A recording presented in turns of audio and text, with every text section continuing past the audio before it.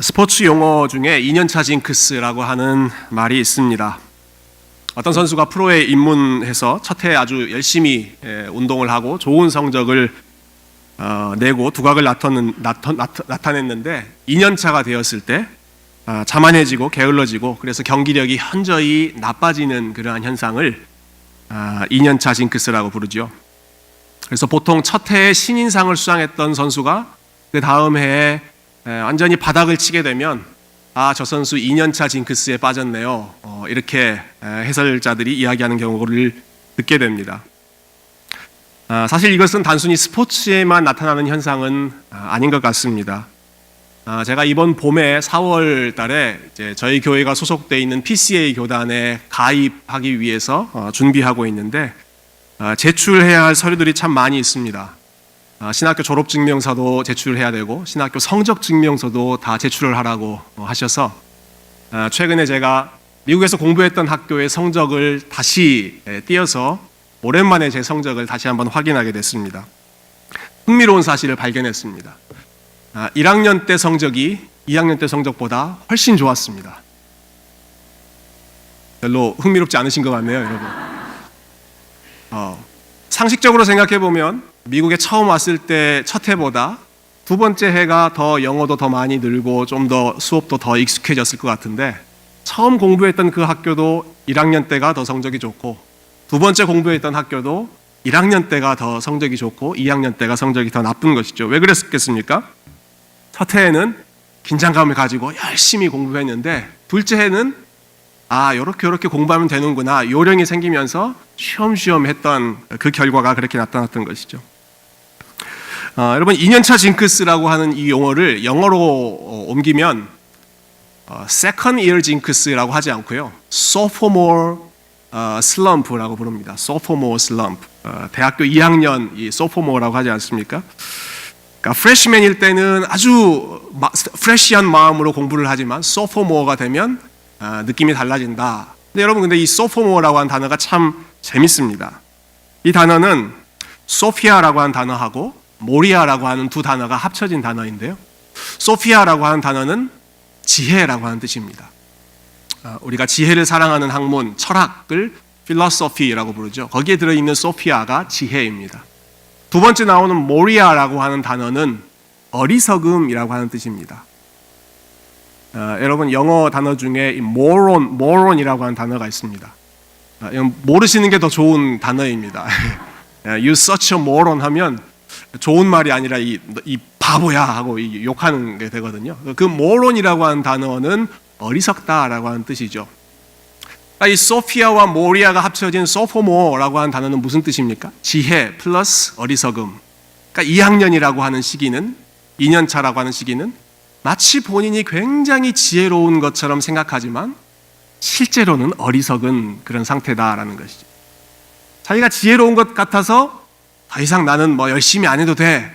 아주 느슨한 마음을 갖게 되지만 사실은 앞으로도 갈 길이 먼, 더 열심히 해야 되는 상태인데 지혜로운 것처럼 착각하는 어리석은 상태, 그게 이 sophomor라고 하는 상태이고 그러한 느슨함에 빠져 있는 사람들을 2년차 징크스, sophomore slump라고 표현합니다. 아마 이 말씀을 들으시면서 저를 생각하시면서 2년차 징크스를 조심해라 이렇게 생각하시는 분이 혹 계실지 모르겠습니다만은 저는 아직 2년이 아니라 4개월밖에 안 됐기 때문에 올해 말이 좀 돼야 이제 2년차 징크스를 제가 좀 조심해야 될 것 같습니다. 여러분 2년차 징크스를 조심해야 할 사람은 사실 저보다 오늘 본문에 나와 있는 사울입니다. 여러분 오늘 본문 시작하는 부분 한번 보시겠습니까? 같이 한번 읽어볼까요? 1절 같이 읽어봅시다. 시작.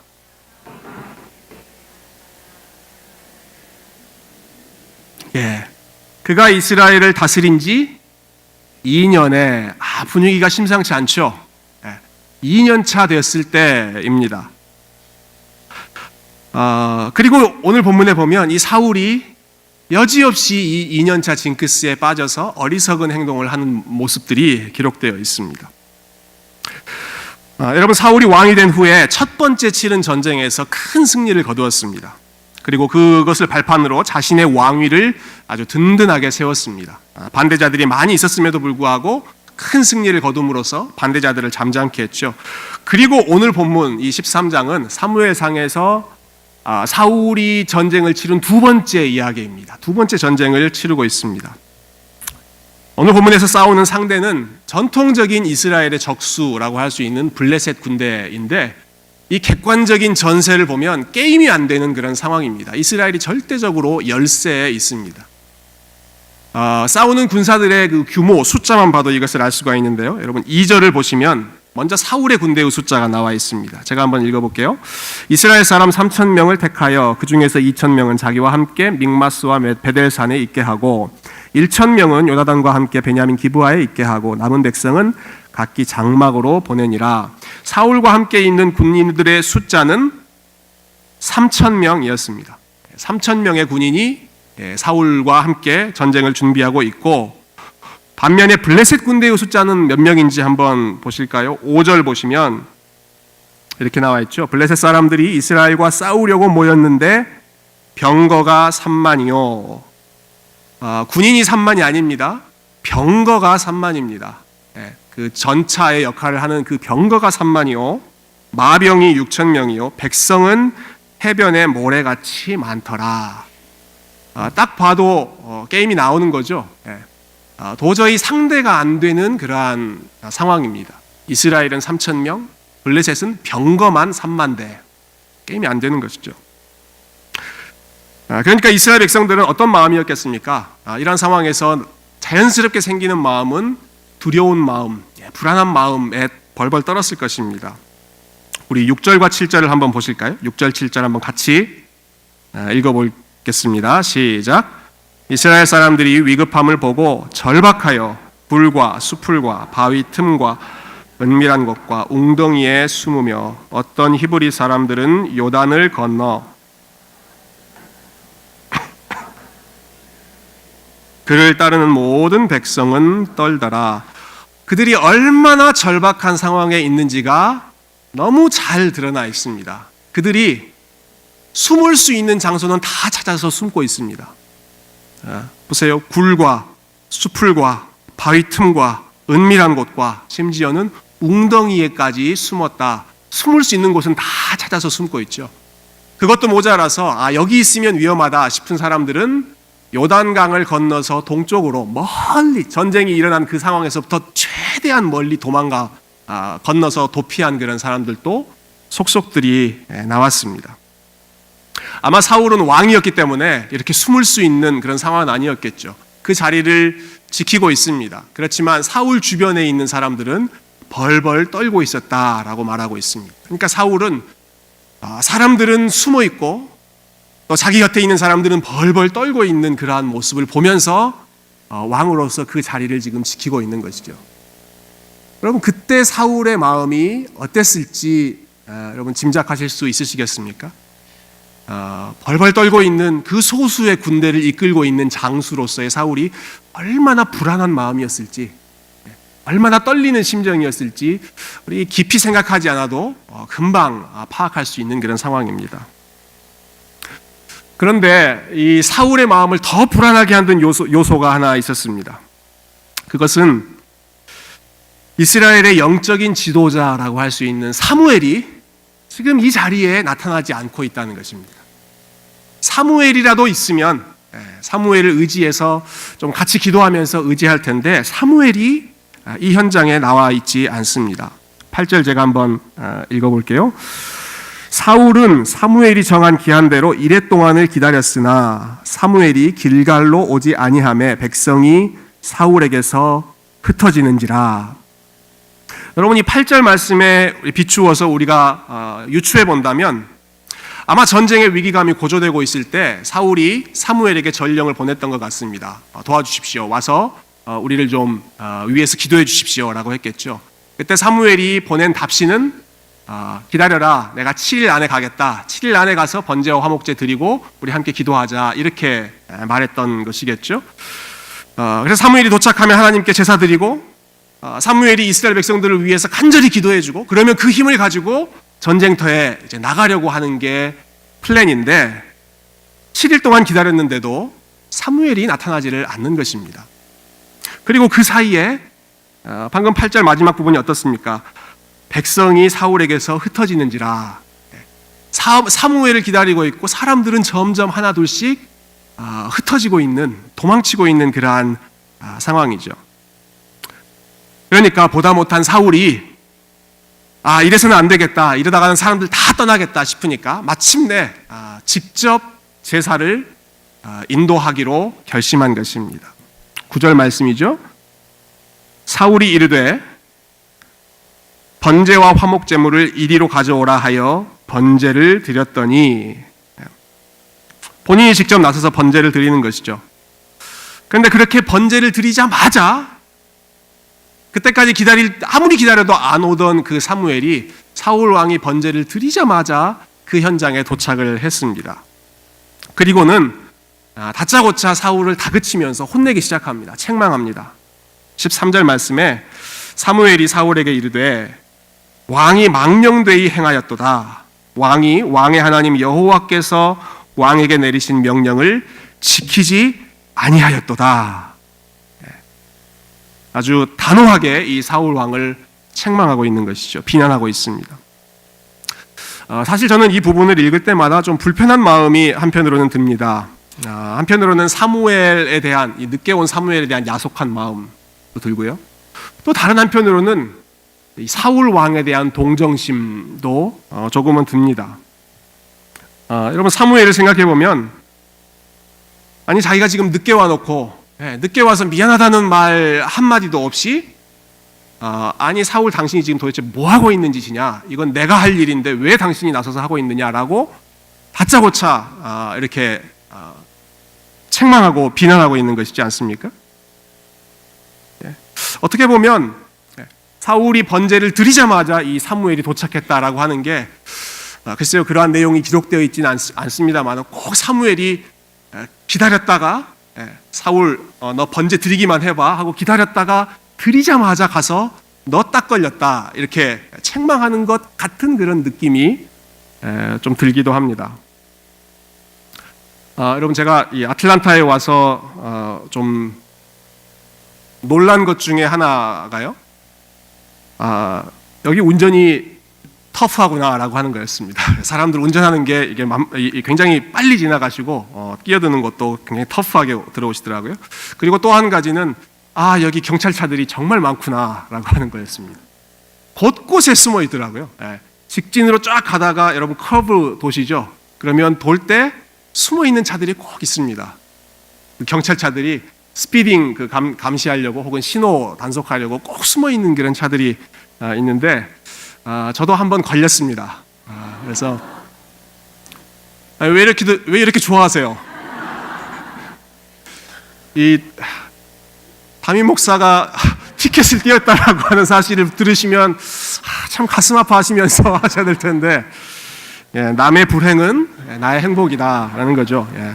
우리가 다 죄인이기 때문에 그렇습니다. 아틀란타 와서 제가 신고식을 치렀습니다. 티켓 끊고 둘루스에 있는 콜트 가서 벌금 내고 한 2주 전에 왔는데요. 꼭 그런 느낌 잠깐 봤습니다. 사무엘이 마치 꼭 경찰차처럼 숨어 있다가 사울 너 번제 드리기만 해봐, 기다렸다가 꼭 번제를 드리는 그 현장을 덮쳐서 아주 그 비난의 말을 퍼붓는 것 같은 그런 느낌이 얼핏 듭니다. 그런데 저희가 이 상황을 좀 더 꼼꼼하게, 좀 정확하게 읽어보고 또 살펴볼 필요가 있습니다. 여러분, 우리 하나님이 공의로우신 분이시잖아요.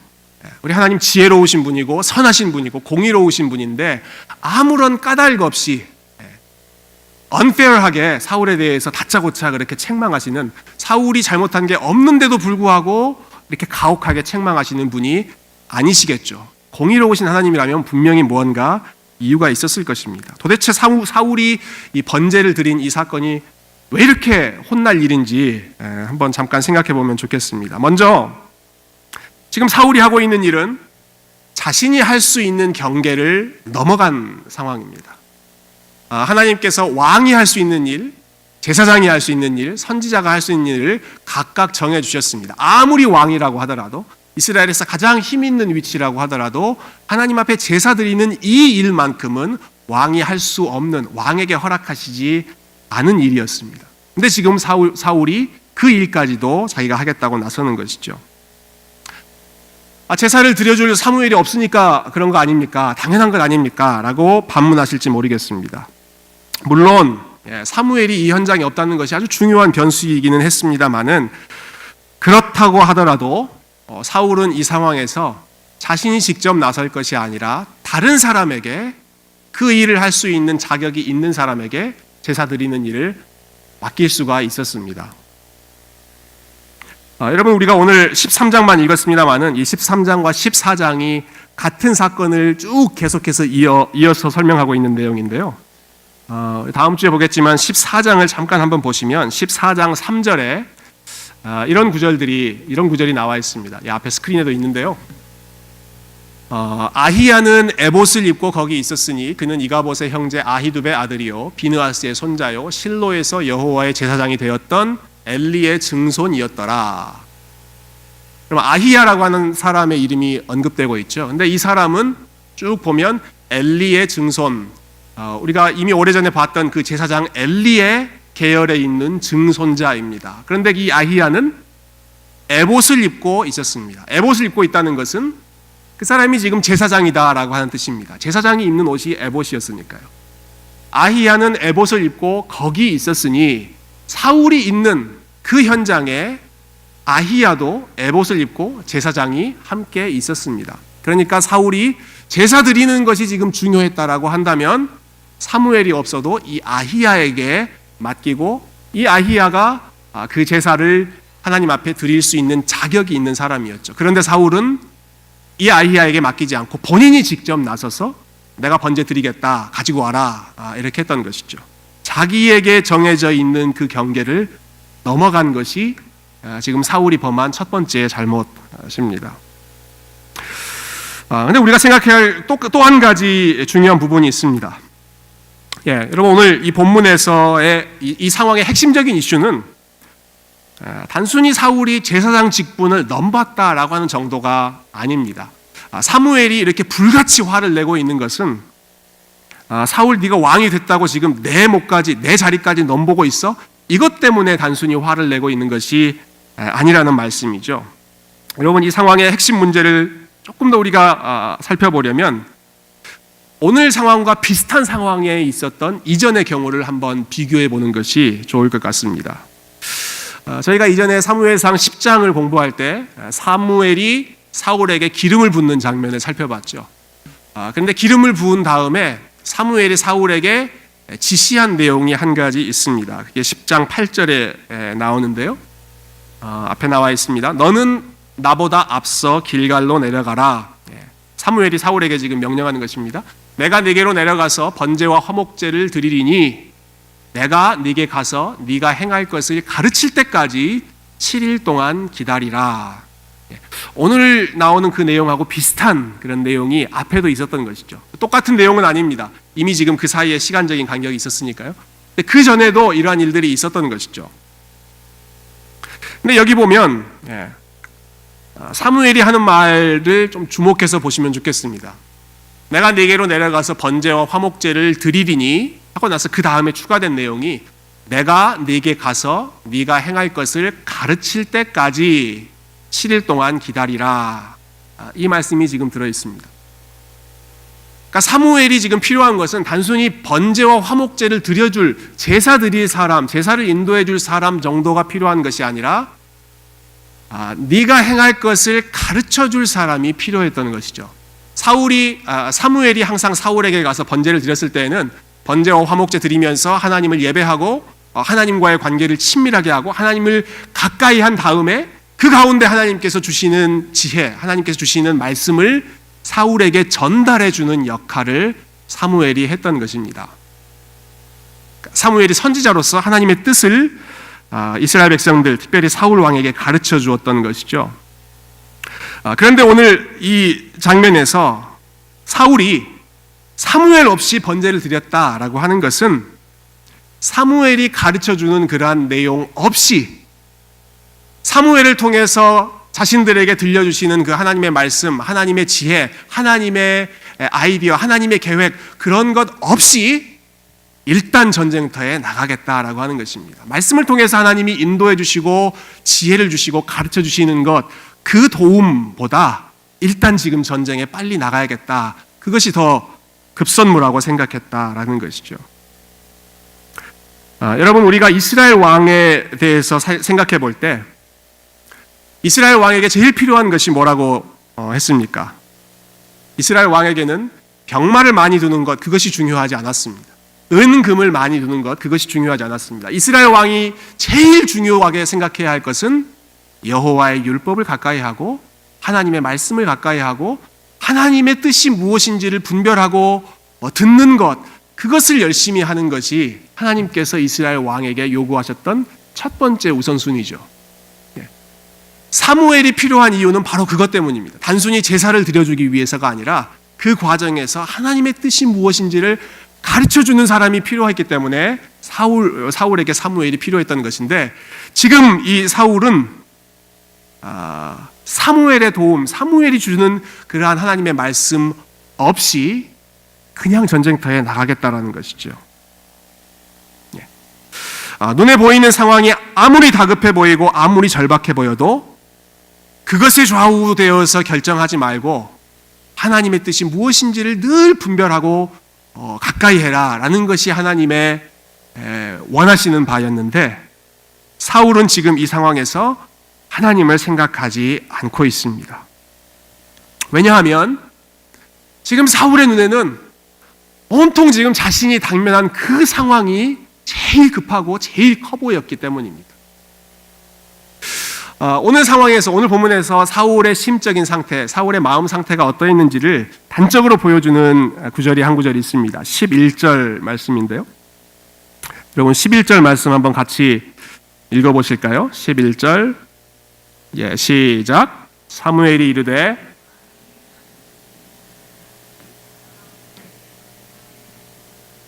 당신은 정한 날에 오지 아니하고 블레셋 사람은 믹마스에 모였음을 내가 보았으므로. 번제를 드린 사울에게 사무엘이 질문합니다. 도대체 당신 지금 무슨 일을 한 것입니까? 그랬더니 사울이 대답하는 것이죠. 근데 그 사울의 대답을 이렇게 좀 보면 좋겠습니다. This is what I saw. 내가 지금 보고 있는 상황이 이러한 상황들입니다. 라고 사울이 얘기하는 것이죠. 백성은 내게서 흩어지고 당신은 오지 않고 블레셋 군대는 모여있는 것을 내가 보았습니다. 그래서 나는 피할 수밖에 없었습니다. 이 상황이 나에게는 피할 수 없는 상황이었습니다. 여러분, 사울이 본 게 뭡니까? 사울이 본 게 세 가지입니다. 흩어지는 백성들을 보았습니다. 자기 주변에서 점점 흩어지는 백성들, 그리고 오지 않는 사무엘을 보았습니다. 그리고 마지막으로는 해변에 가득 차 있는, 해변의 모래처럼 가득 차 있는 그 블레셋 군대의 어마어마한 그러한 위협을 사울이 보았습니다. 자신의 주변에 일어나고 있는 그 상황, 급박하게 돌아가 있는 그 상황을 사울이 아주 주시하면서 그 상황에서 자기 나름대로는 가장 현실적으로 지혜롭다고 생각하는 그 일을 선택했던 것이죠. 모든 촉각을 곤두세우고 자기 주변에서 지금 무슨 일이 일어나고 있는지, 혹은 사람들은 어떻게 반응하고 있는지, 사람들은 뭐라고 하고 있는지, 거기에만 온통 관심이 기울여 있는 상황입니다.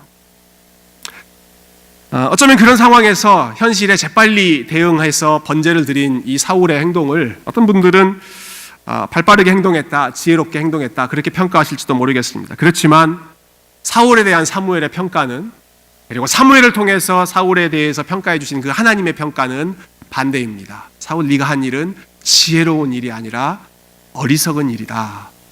네가 망령되이 행했다. 어리석은 일을 행했다라고 하시는 거죠. 왜 사울의 이 행동이 어리석다라는 평가를 받았을까요? 그것은 사울이 많은 것을 보고 신경 쓰고 주시하고 있음에도 불구하고 정작 주시해야 할 대상, 정작 바라보고 신경 써야 할 그 하나님에 대해서는 전혀 신경 쓰지 않고 있기 때문입니다. 시편 기자가 고백한 것처럼 어리석은 자는 그 마음에 이르기를 하나님이 없다 하는도다. 그렇게 고백했는데요. 어리석은 자, 성경에서 어리석은 자라고 말하는 사람의 가장 본질적인 특징은 그 마음에 하나님이 없다라고 고백하고 마치 하나님이 없는 것처럼 선택하고 행동하고 생각하는 그것이 어리석음의 핵심이었던 것이죠. 눈앞에 놓여진 현실이 너무 급박하게 돌아가기 때문에 또 사울의 입장에서는 그 모습이 그 상황이 너무 커 보였기 때문에 너무 압도적으로 보였기 때문에 하나님을 생각할 겨를이 없고 하나님에 대해서 귀를 기울여야 할 그런 마음의 여유가 없고 하나님의 소리가 본인의 마음에 또 귀에 들리지 않고 온통 눈앞에 자기 백성들 아니면 반대쪽 사람들 그 사람들로만 그의 모든 생각이 사로잡혀 있었던 것이죠.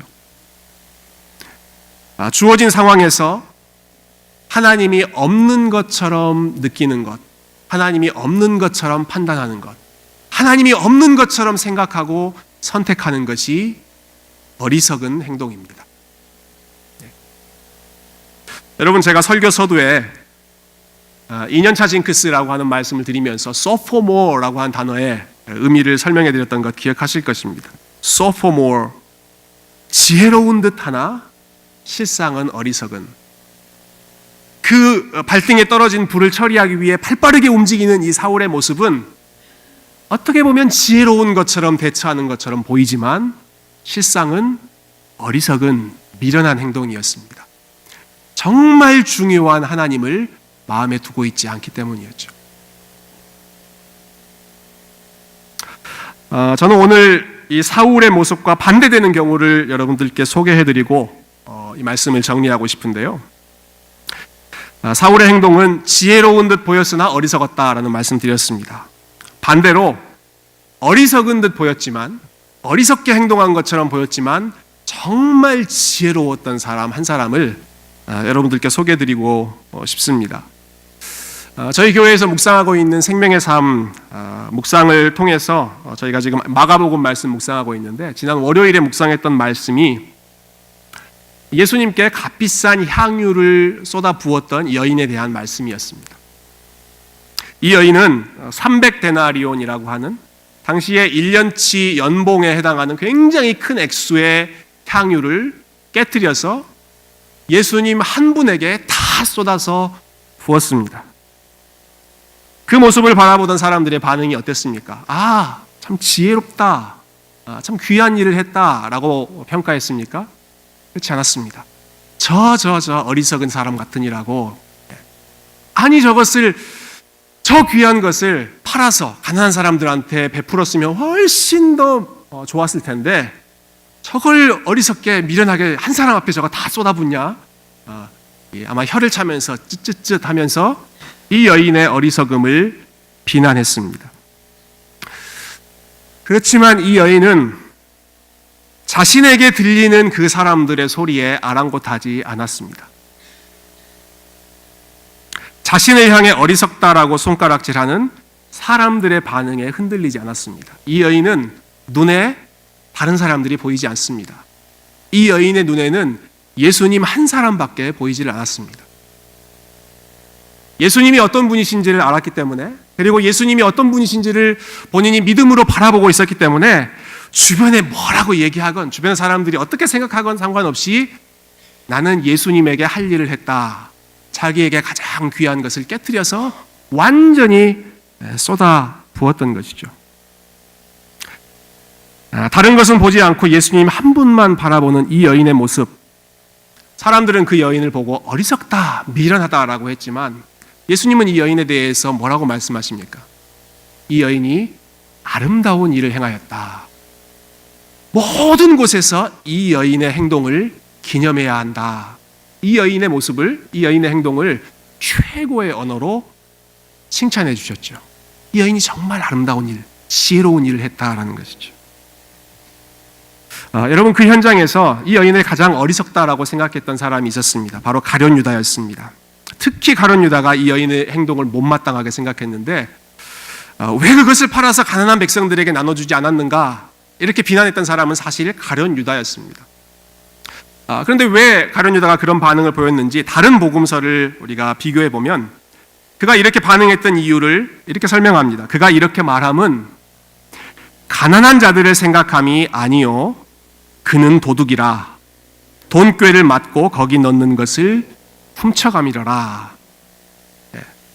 여러분, 가룟 유다는 겉으로는 가난한 사람들 생각하는 것처럼 말을 했지만 그 마음속에는 탐심이 있었던 것이죠. 그는 도둑이라, 그 사람은 돈꾀를 맞는 사람인데, 아니 300데나리온이나 되는 저 향유를, 여러분, 그 향유가 300데나리온이었다라고 하는 것을 눈치챈 사람은 가룟 유다였습니다. 다른 사람들은 이게 얼마짜리인지 아마 몰랐을 것입니다. 예수님은 그게 얼마짜리였는지 관심이 별로 없었을 것입니다. 그렇지만 가룟 유다는 항상 셈이 빠른 사람이고 그런 쪽에 관심이 있었던 사람이죠. 저거 몇만 불짜리인데, 가룟 유다는 알고, 아니 그것을 깨트리지 말고 나한테 돈꾀를 맞는 나한테 도네이션 하면 그거 내가 잘 관리해서 필요한 사람 나눠주면 더 많은 사람들에게 요긴하게 쓸 수 있고, 또 가룟 유다가 얼마 폼이 나겠습니까? 자기에게 있는 그거 가지고 나눠줄 때 굉장히 어깨도 으쓱해지는 그러한 상황이 됐을 텐데 자기가 기대했던 대로 그 상황이 진행되지 않는 것이죠. 그리고 예수님은 이 어리석인 여인, 자기가 볼 때는 너무나 미련하게 행동한 이 여인을 가리켜서 이 여인이 아름다운 일을 행했다라고 칭찬하고 계시니까 이 예수님에 대한 배반감까지 더해져서 그 사건이 일어난 직후에 예수님을 배반하기로, 팔기로 결심하고 제사장, 종교 지도자들을 만나러 떠났죠. 그 여인과 이 가룟 유다의 모습을 비교해 본다면, 여러분, 가룟 유다는 예수님을 가장 가까이에서 따랐고 예수님을 가장 잘 알았어야 하는 사람임에도 불구하고 그의 눈에는 예수님보다 다른 것들이 더 크게 들어와 있었습니다. 안타까운 사실은 가룟 유다가 처음부터 이랬겠습니까, 여러분? 처음부터 가룟 유다가 예수님 따를 때 내가 한 3년 정도 따르다가 이분 내가 배반해야지, 그런 마음으로 따랐겠습니까? 아니요, 그렇지 않았습니다. 가룟 유다도 이 여인의 마음과 똑같은 마음으로 예수님을 따랐습니다. 너희는 나를 따르라, 예수님께서 제자들을 부르셨을 때 가룟 유다도 자기가 가지고 있는 것 다 포기하고 예수님 한 분이면 됩니다 라는 마음으로 제자의 길을 선택했을 것입니다. 그런데 시간이 지나면서 자기가 정말 중요하게 생각했던 예수님보다는 주변의 다른 것들이 더 눈에 들어왔던 것이죠. 예수님보다 그것이 사람들의 반응이든 사람들 앞에서 자기의 지위이든 아니면 돈이든 다른 것들이 가룟 유다의 눈에 들어오기 시작하니까 예수님께 모든 것을 드렸던 이 여인의 모습은 어리석게 보이고 예수님 아닌 다른 것들을 챙기는 것이 가룟 유다에게는 더 지혜로운 것처럼 여겨졌던 것입니다. 마찬가지죠. 여러분, 사울이 처음부터 불순종하는 사람이었습니까? 그렇지 않았습니다. 그 역시도 겸손한 마음으로 출발했던 사람입니다. 하나님께서 사울을 왕으로 세우셨을 때, 아니 나 같은 사람, 베냐민 출신, 기브아 출신, 나 같은 사람이 어떻게 왕이 될 수 있겠습니까? 나는 자격 없습니다.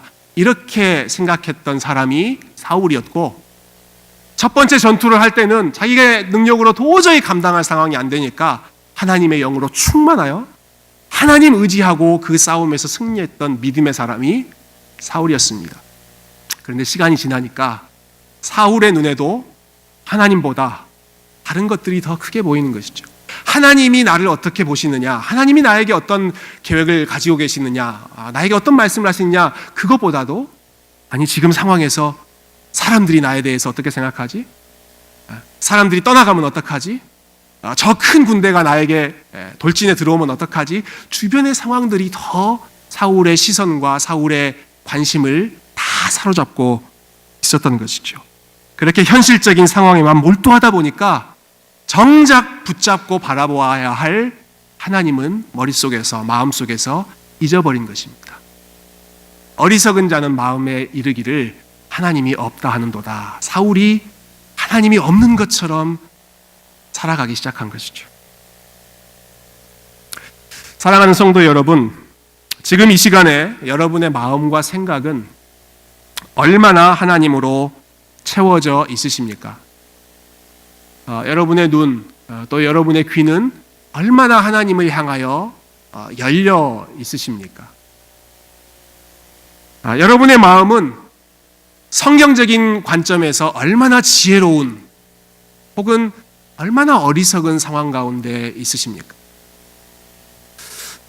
저와 여러분의 마음이 사울에게 가까운지, 가룟 유다의 마음에 가까운지, 아니면 이 여인, 향유를 깨뜨렸던 그 여인의 모습에 가까운지, 이 말씀을 기억하면서 함께 돌아봤으면 좋겠습니다.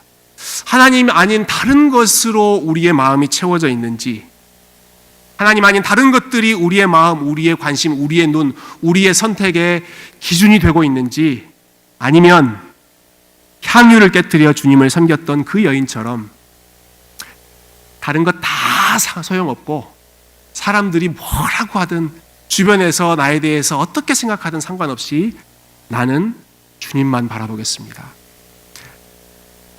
나는 주님만 바라보겠습니다. 저는 주님 한 분께만 집중하겠습니다.